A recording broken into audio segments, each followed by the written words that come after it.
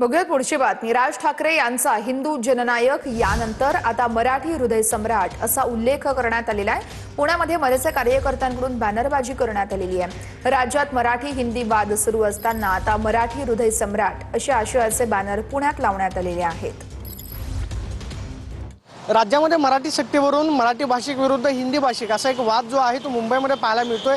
मात्र पुण्यामध्ये आज राज ठाकरेंचं वसंत व्याख्यानमालेमध्ये व्याख्यान जे आहे ते पार पडताना त्या पार्श्वभूमीवरती आपण पाहतोय की राज ठाकरेंचे पुण्यामध्ये बॅनर जे आहेत ते लावण्यात आलेले आहेत आणि बॅनरवरती पहिल्यांदाच मराठी हृदय सम्राट जो आहे तो असा उल्लेख करण्यात आलेला आहे।